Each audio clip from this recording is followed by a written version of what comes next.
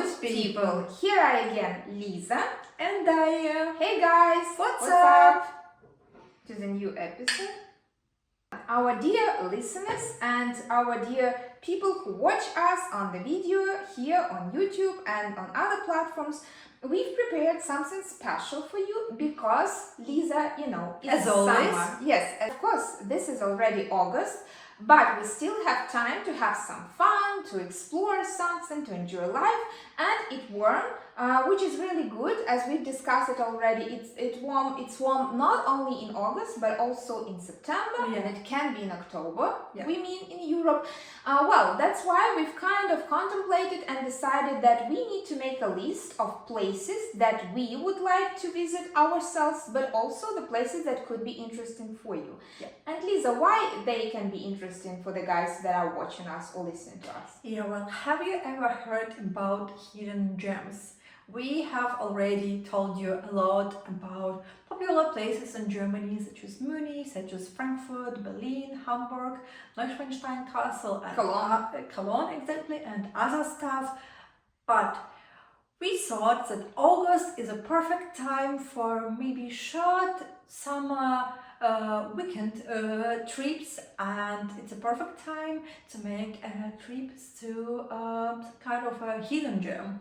And in this episode we want to discuss and introduce some hidden gems in Germany, because here, well, tough times, no money, but luckily we still have our local tourism, our local hidden gems in Germany, and maybe some of them are located nearby, who knows. And yeah, in this episode we would like to introduce you some of them. Yes, and you can always use your Deutschland ticket. I mean, of course, there are some, nuances, there are some problems from time to time, but still you can use this ticket, and I used it a lot for this kind of travels.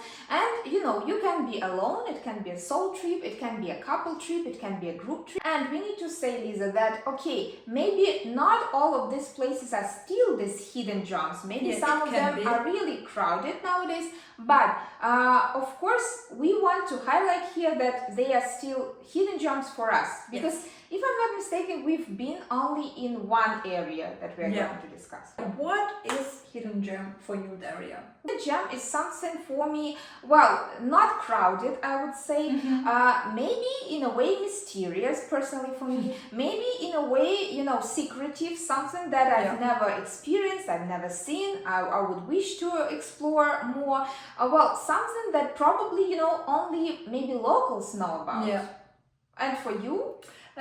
For me as well, this is something, not so tourist crowded, somewhere where you can taste this local life, like local cuisine, local wine, local drinks, or maybe some local music. I think it's important that, well, all these kind of places that are very popular, that already are promoted by everyone and anyone, they are still great and cool. I mean, even in Germany, for example, Munich, or Neuschwanstein, one of my favorites, or I don't know, Berlin and Berliner Mauer. I mean, all of these things, they are really worth it, so that you go, that you visit, you attend.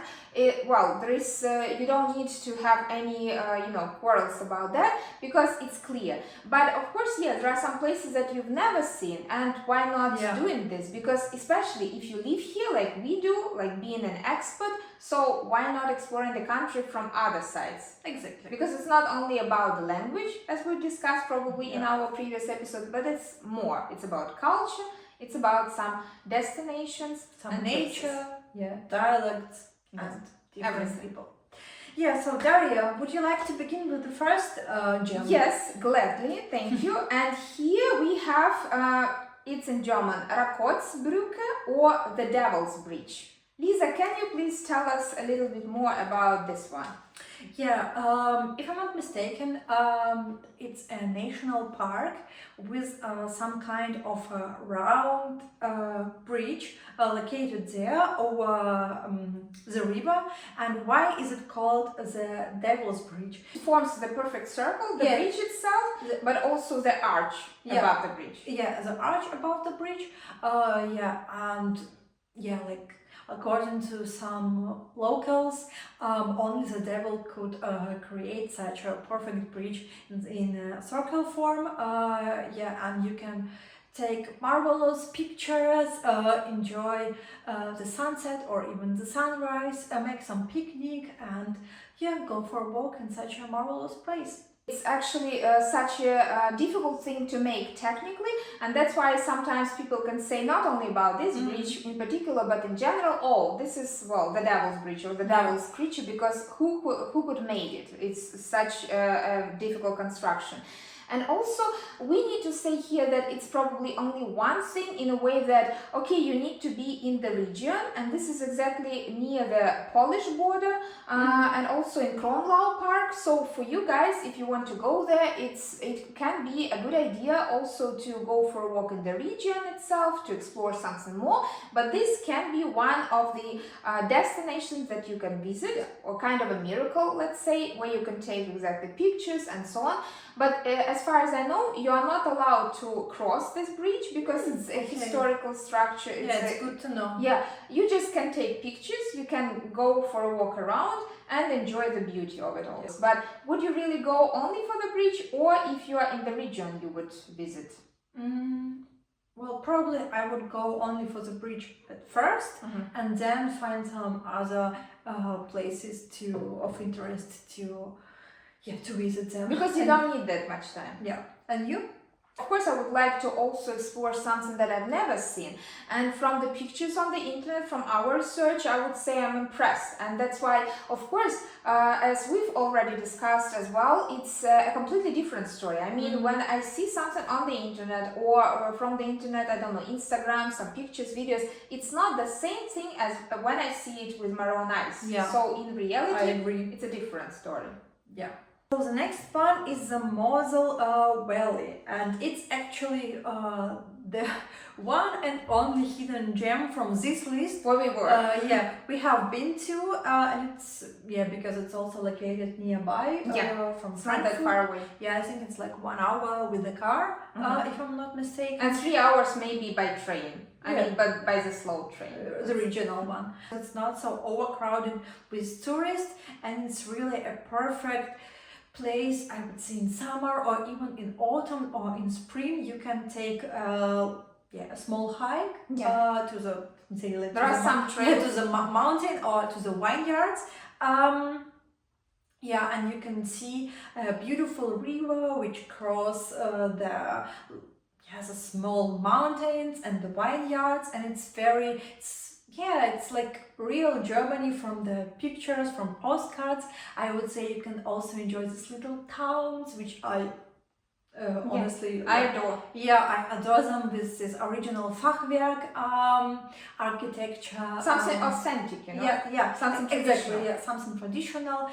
Taste some local food, local wine, for example, Riesling, which comes from that region, which is... it's been cultivated there for about 2,000 years. I mean, it's a really so it's a historical place too. Wine growing region, exactly. And people there, they adore wine, so it's for everyone who is wine enthusiast. Just go there, you will be pleased. And I mean, as I've told you also in one of our episodes, how I normally take the train and then travel to Luxembourg, and always I see all of these views. I mean, there are just picturesque valleys and all that kind of stuff, and you can just use the train again, your Deutschland ticket, and then it's kind of cheap, and then you enjoy it from the window, the Moselle Valley and also the Moselle River. So it's something, let's say it covers the area from Luxembourg and France to Koblenz. You can enjoy it in Koblenz as well. And it's indeed nice to take a boat or to take a bicycle and drive around the vineyards. And if you enjoy this nature and also this authentic stuff, it's a perfect place for you. To attend some castles, to think of these medieval times, and the valleys are just wonderful. So we've seen that, we were there, and also what you can think of, I mean, some places, let's say, that are also included in this region. They are Cochem, So this is a nice place. Also Trier, it's a city. It's closer to the Luxembourg. I don't know, half an hour from the Luxembourg or 1 hour. And also, yeah, it includes Burg Els Castle. Actually, to be honest, I was there like about 6 years ago, but it was pretty crowded, I need to say. So it's not that hidden anymore, especially the castle. So there was a big line of people, and that's why we decided with a group of people that I was together, we decided not to wait for them, but we were just nearby, and it was still marvelous. It was perfect. We were enjoying, because it's not only the castle itself, it's also the atmosphere, it's also the surrounding. Near the castle. Yeah, and this view from above to the castle, it's pretty But marvelous. you've been inside. Is it worth it to go there? Yeah, it's indeed worth it. Yeah, and it's also there is also a guided tour, so they will you can listen to or you can. Yes, there is like a guide. A person who will show you this, and it's indeed marvelous. And what I also find spectacular about this castle, but it belongs to a private person. So there is a family who owns this castle from decades. I believe so. It's not a public one which belongs to the government or to the state. It's so nice. To the city, how you know, I own a castle. Can you imagine? Yeah. We just own our apartments, but we rent them. Yeah, so you know, like you ask someone, where do you live? And I'm living in a shared apartment in a VG, and someone will tell you, I live in the castle. I'm from the castle. Yeah, it's clear that we would like to visit this place twice. Yeah, gladly. So the next one, would you like to name it? I can read Saxon, Switzerland. And Lisa, does it have to do anything with Switzerland or not? This is a question. Yeah, well, not really. It's located in Germany, in Saxon. Kind of close by to Dresden, but it's also close to the Czech border. So somewhere there. And the Elbe River. Oh, yeah, nice. So in German it's called Sächsische Schweiz. And it's a pretty marvelous place we have never been to yet.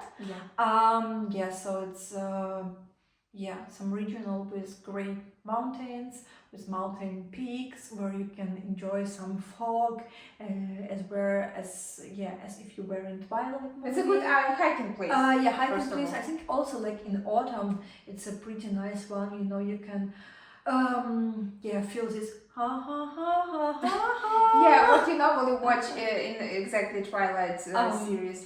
Yeah, and you can enjoy the original mountains, the forest, and these bridges, and it's indeed, as you have said, it's a perfect hiking place. Yes, and as far as I know, exactly this is famous for its sandstone rock formations. So there are these big sandstone formations where you can exactly climb. If you enjoy hiking, what you normally do, you have these hiking boots and that kind of stuff. So you can do lots of things. And also, there are some probably forests. You can take some pictures. Anything which can be relatable. If you are interested in, posting your pictures on Instagram or something like this, it will be also fine. Yeah. I mean, everything that we've taken here, everything that we've gathered, it's on our top list because we've been already in the most popular and the most known places. And those are, for us, the hidden gems. Even if they are not for you, please, guys, write in the comments what it is. And then we will also gladly learn and probably travel to the places that you can recommend to us. Yeah. So the next place, I think that it's your favorite from this list, I guess. The name at least. Yeah, the name at least, and it's Blautopf Blaubeuren. Yes, what is it? Yes, indeed. Blautopf Blaubeuren, as far as I've understood and what we've seen from the pictures, from our search, actually it's some kind of a cave system. What is really special about this place is the water, and this is some kind of a really blue water or turquoise water, how the color is called, I don't know. It's a difficult one. Yeah. So, the water is so pure, so clear. This is like a crystal clear water, and normally when there is a sunlight, so it kind of reflects the sunlight, and that's why you can see how it's really beautiful. So it's clear, it's beautiful, but also, Lisa, we kind of learned that there is a legend about Shonelau, and this is a water nymph or something like this that used some kind of mermaid. that used to live in this water. And also, you know, Lisa, this is, well, a car spring. So, and this mermaid, as you say, well, maybe it was a mermaid, as the legend says, so she used to live in this spring. Well, it's really beautiful, it's really famous, and it's a little bit mysterious because of the color, so people really go there and visit it. But as far as I understood, it's also a good idea not only to go there to enjoy this cave system under the water, but also, you know, to go for a walk, to enjoy the region in general. So it's one of the destinations that you can visit there. Yeah.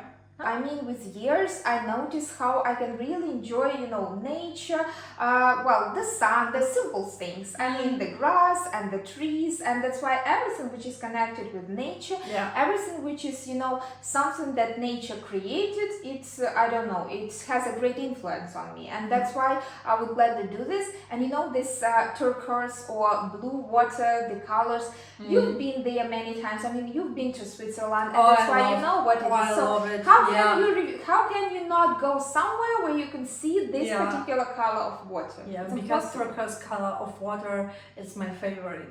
Yeah, I admire it no matter how many lakes or seas with this color, kind of color. It's undeniable. I see. Yeah, every time it's like, wow.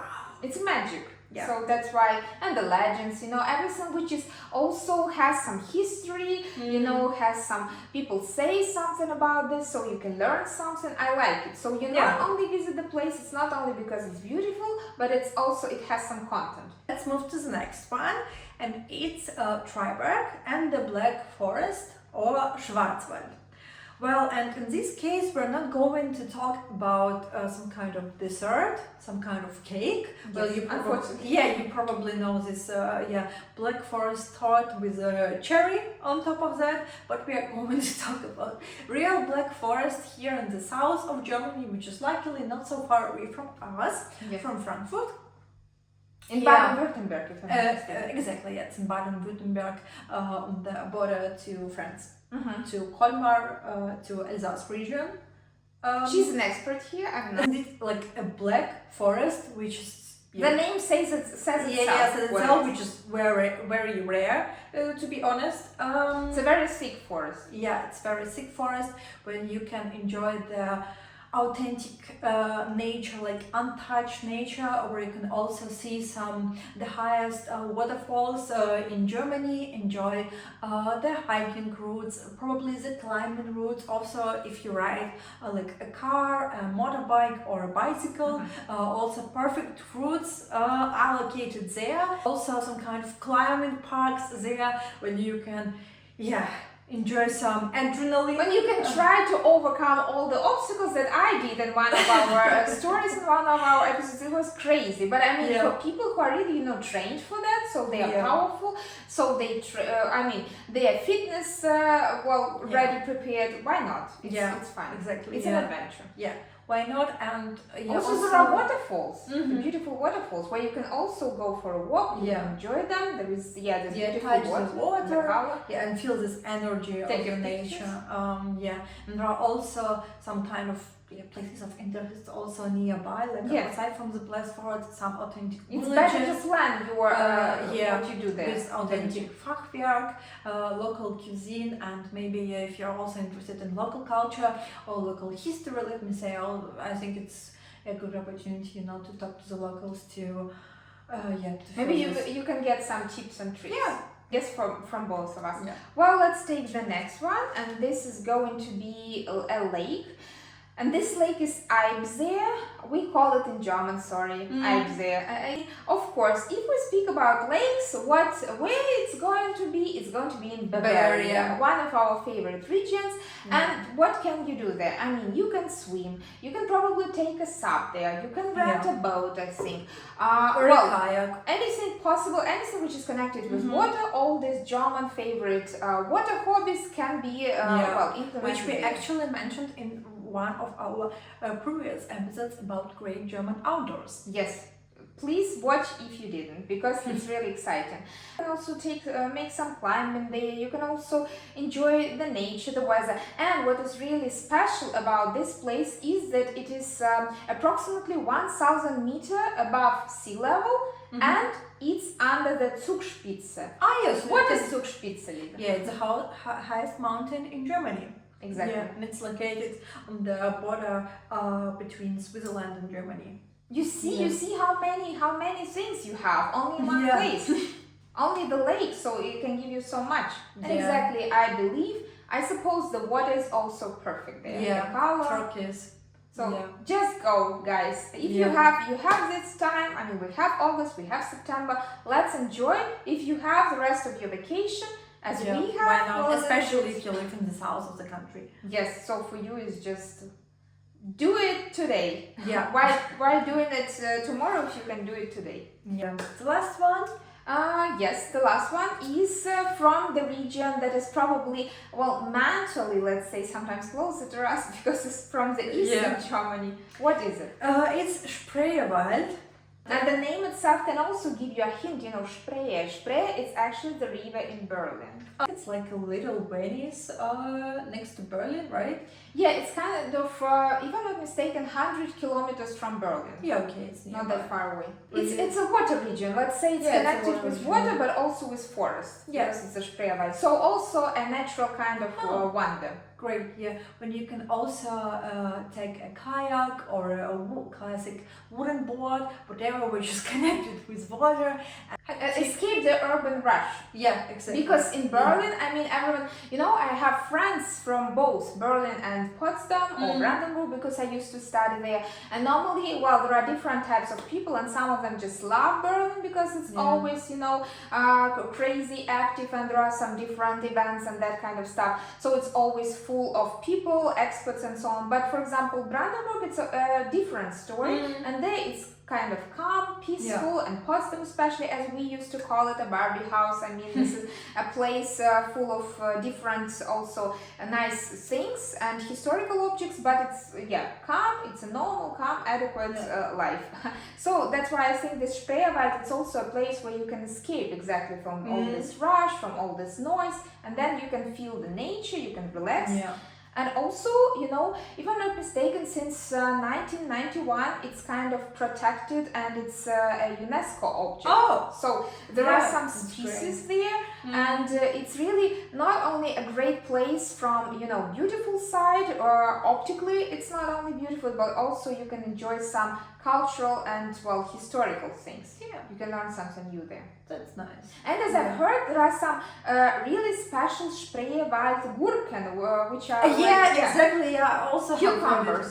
Yeah. As we say, what we enjoy about being an expert, it's not only looking at the country or being in the country and exactly trying to, you know, speak German as good as possible, but also to, learn something cultural, learn something authentic, because the country is not only about language, it's not only about people themselves, but also about what they feel, what they see, what they taste. Yes. So, in this case. Yeah.